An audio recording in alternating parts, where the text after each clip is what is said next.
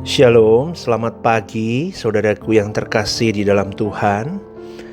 Seringkali kita berkata, bagaimana saya bisa bersuka cita kalau hidup saya sedang tidak baik-baik saja. Mungkin di antara kita ada yang sedang bergumul dengan keadaan keluarga, mungkin dengan pernikahan, dengan mertua, dengan menantu, atau masih banyak lagi lainnya. Atau mungkin dari kita yang mendengarkan renungan ini sedang mengalami tekanan di dalam ekonomi. Atau mungkin Anda sedang merasa lonely, sendirian. Bahkan kita seringkali merasa Tuhan itu jauh sekali dalam hidup kita. Tetapi firman Tuhan di dalam Filipi 4 ayat 4 berkata begini, saudaraku, bersukacitalah senantiasa dalam Tuhan. Sekali lagi kukatakan, bersukacitalah. Ini menarik saudaraku. Tuhan tidak berkata bersukacitalah kalau semuanya baik. Tetapi Tuhan memberikan satu kalimat kunci, senantiasa. Bersukacitalah senantiasa dalam Tuhan. Firman ini sungguh menguatkan kau dan saya di dalam keadaan kita yang mungkin tidak mudah yang sedang kita lalui.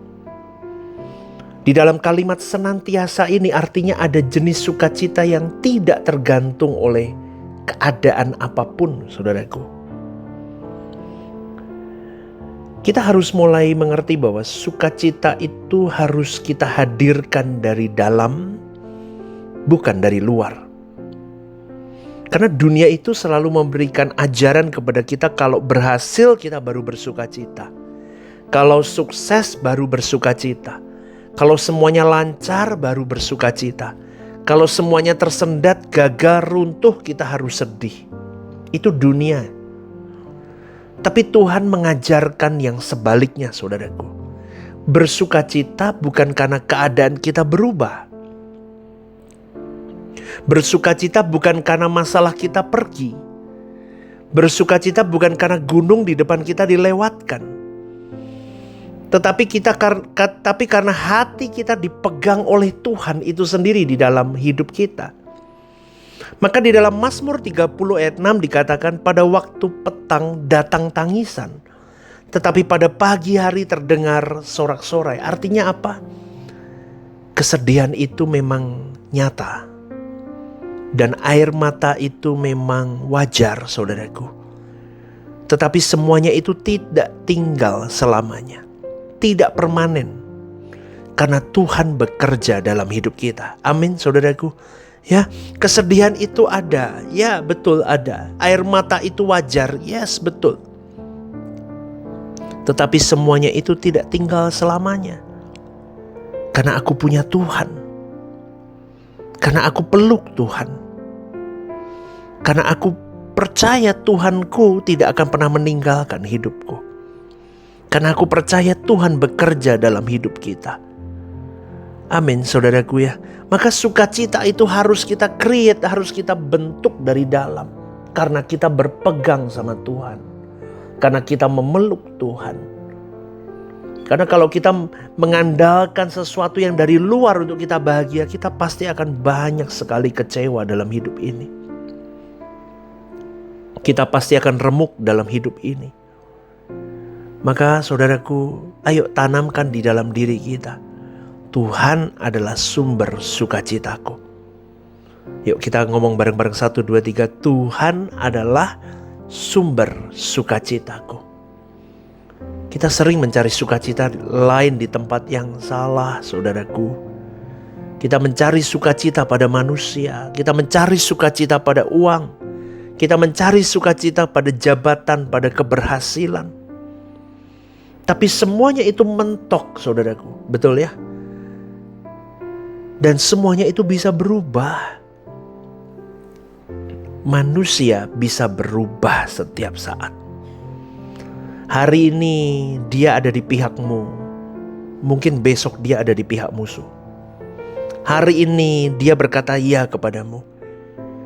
Besok mungkin dia bisa berkata, aku tidak ya denganmu. Hari ini mungkin dia bisa sepakat dengan kita. Besok dia bisa menjadi musuh kita. Itulah manusia. Uang pun sama. Keberhasilan pun sama. Hari ini kita bisa di puncak. Tapi esok siapa yang tahu? Makanya saya katakan, kalau kita mencari sukacita di tempat yang salah, habis saudaraku. Maka Mazmur 16 ayat 11 berkata, di hadapanmu ada sukacita berlimpah-limpah. Di hadapan Allah ada sukacita berlimpah-limpah. Perhatikan, kalimatnya bukan di berkat Tuhan ada sukacita, tetapi di hadirat Tuhan ada sukacita. Bukan di berkatmu ada berkat Tuhan ada sukacita, tetapi di hadapan Tuhan ada sukacita. Ini yang sering kali kita lewatkan, saudaraku.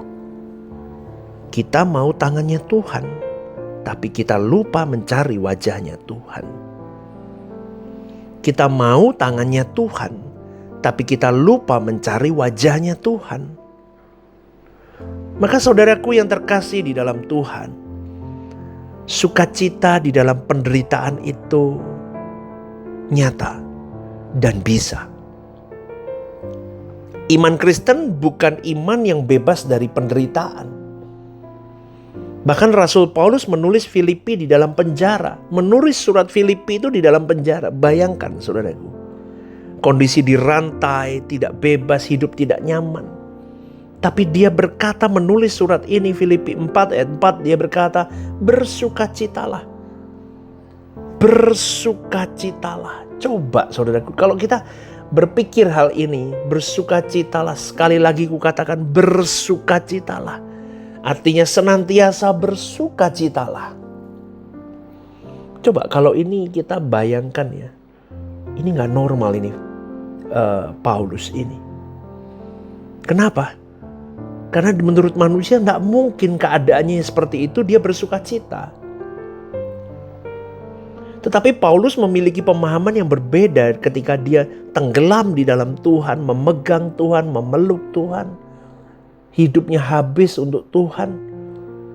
Karena dia berkata begini, sukacitaku itu bukan soal bebas dari masalah. Tetapi sukacitaku adalah ketika aku bisa merasakan Tuhan hadir di tengah masalahku. Di tengah jalan buntuku. Di tengah problematika hidupku yang tidak kunjung usai. Di tengah kejenuhanku menghadapi semuanya ini. Tuhan hadir. Itu sukacitaku. Betul saudaraku, hidup itu seringkali membawa kita kepada kementokan-kementokan yang tidak ada jalan keluarnya seakan-akan. Betul. Kayak jurang palung laut yang paling dalam. Seakan-akan susah sekali untuk mengentaskan itu. Tetapi kalau kita merasakan Tuhan hadir di tengah masalahku, seakan-akan Tuhan itu menjadi pelampung untuk kita bisa tetap stay. Tetap bisa mengambang dalam kehidupan ini dengan tepat. Tidak tenggelam karena beratnya masalah hidup. Saudaraku, kalau kita cek lagi ya, kenapa kita seringkali kehilangan sukacita? Saya temukan beberapa poin, saudaraku. Poin pertama, karena kita terlalu melihat masalah itu. Kita akhirnya memikirkan masalah itu terus menerus. Kenapa begini, kenapa begitu, kenapa Tuhan izinkan, kenapa pelayanku begini sulit, kenapa orang-orang di sekitarku begitu sulit, kenapa atau apa pernikahan, kenapa aku salah pilih jodoh atau ini dan itu, terus. Akhirnya hati kita keruh, pikiran kita keruh, mata rohani kita buram. Akhirnya kita penuh dengan beban, saudaraku. Dan akhirnya titiknya adalah kita memberhalakan masalah itu. Kita tidak lagi fokus kepada Tuhan karena kita terlalu melihat masalah itu begitu penting dalam hidup kita. Dan yang kedua, mengapa kita selalu kehilangan sukacita? Karena kita lupa kebaikan Tuhan. Jujur ya saudaraku, jujur. Kalau kita jujur ya, kita masih hidup, kita masih bisa bernapas, kita masih punya kesempatan ini dan itu. Itu karena cintanya Tuhan loh sama kita. Betul gak? Tapi seringkali kita gak bersyukur dengan hidup ini. Betul kan? Saya ngomong ini dari pengalaman saya sendiri sih. Karena kita seringkali gak bersyukur. Kita diberkati, tapi masih lihat berkat orang lain lebih baik kan? Betul loh, kita itu seringkali begitu loh. Kita lupa bahwa ini semua karena kasih Tuhan. Saudara-saudari yang dengar renungan pagi ini, yuk kalau kita hari ini sedang suntuk hidup, sedang mentok-mentoknya hidup, aduh capek banget. Gak salah saudaraku, karena itu semua manusiawi, yes. Tapi kita harus segera bangkit saudaraku. Kalau enggak kita enggak akan segera dientaskan jadi kesukaan Allah loh. Ya, pastor kenapa ngomong begitu? Saya pun juga jatuh bangun di situ sama saudaraku. Apalagi kalau pengembalaan itu sulit ya. Kadang saya sampai di titik-titik sama seperti kalian juga sama. Kita tinggal di daging. Maka itu perjuangan kita saudaraku. Maka renungan-renungan begini ini tujuannya untuk kita. Saya mau mengajak kepada kita semua. Yuk bareng-bareng yuk. Kita menangin diri kita yuk. Ya, hari ini kalau kita masih bisa bernapas. Berarti ingat ya, Tuhan masih kasih kesempatan. Stephen, yuk. Satu langkah lagi lebih yuk sama aku. Hari ini kalau kita masih punya kesempatan. Tuhan masih mau ngomong lagi. Kemarin gagal kan. Yuk hari ini jangan gagal yuk. Kita berjuang lebih lagi. Amin saudaraku. Karena seringkali kita lebih fokus apa yang belum kita miliki. Kita seringkali lebih fokus kepada orang lain. Tetangga kita, saudara kita. Lebih fokus pada seakan-akan berkat yang mereka terima. Padahal berkat sesungguhnya itu adalah didikan ujian yang harus kita lalui. Jangan lupakan kebaikan Tuhan. Poin yang ketiga, kenapa sih seringkali kita hilang sukacita? Karena kita jauh dari Tuhan. Bukan hanya jauh, kita sengaja menjauh dari Tuhan. Sukacita itu seperti api saudaraku. Kalau kita jauh dari sumbernya, padam lama-lama. Amin. Kalau kita tambah jauh, tambah padam. Maka pastikan stay still bersama dengan Bapa dan Tuhan Yesus. Dituntun oleh Roh Kudus. Perkuat dengan firman, baca Injil, perkuat dengan doa, relasi dengan Bapa. Lama-kelamaan api itu akan semakin hari semakin berkobar. Semakin panas, semakin gede apinya. Amin saudaraku, 3 poin itu. Lalu pertanyaan selanjutnya, bagaimana memulihkan sukacita itu? Yuk, tadi yang saya sampaikan, datang kembali ke Tuhan, poin pertama. Bukan dengan formalitas, bukan dengan jabatan apapun di gerejamu. Udahlah, letakin semua. Tapi dengan kesederhanaan, hancur hatimu, duduk jujur ngomong sama Tuhan. Katakan, Tuhan aku lelah, tapi aku mau datang kepadamu. Aku minta dipulihkan, aku minta pelukanmu lebih lagi. Dan ingat saudaraku, Tuhan tidak pernah menolak orang yang datang dengan hati yang hancur. Ya, bagaimana? Yang kedua, bagaimana memulihkan sukacita? Belajar syukuri hal-hal kecil dalam hidupmu. Mulai dari hal sederhana, dari bangun tidur. Terima kasih Tuhan, aku masih diberi hidup. Aku masih punya nafas hari ini. Terima kasih aku gak punya apa-apa, tapi aku terima kasih aku punya keluarga yang baik. Terima kasih aku masih punya kesempatan untuk hidup, untuk menyenangkanmu hari ini lagi. Ingat saudaraku, orang yang bisa bersyukur akan menemukan sukacita yang lebih. Pastikan itu engkau dan saya. Ya, dan poin yang ketiga, bagaimana memulihkan sukacita? Roma 8:28 berkata, segala sesuatu bekerja bersama-sama untuk mendatangkan kebaikan. Bukan sebagian, segala sesuatu. Termasuk luka kita, kegagalan kita, air mata kita. Tuhan tidak pernah menyia-nyiakan itu semua. Tuhan akan pakai segala sesuatunya itu mendatangkan kebaikan. Jadi tersenyumlah hari ini saudaraku. Bersyukurlah dengan hidupmu. Amin. Karena dengan sukacita itu, sukacita akan memberikan kepada kita kekuatan.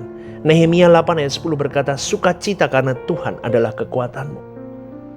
Saudara, orang yang punya sukacita mungkin masih menangis, tapi tidak hancur. Mungkin jatuh, tapi tidak remuk di bawah, karena ada kekuatan dari Tuhan di dalamnya. Maka ayo berjuang bersama dengan saya, saudaraku. Ya, pendeta bukan orang-orang yang lepas dari masalah dan pergumulan hidup.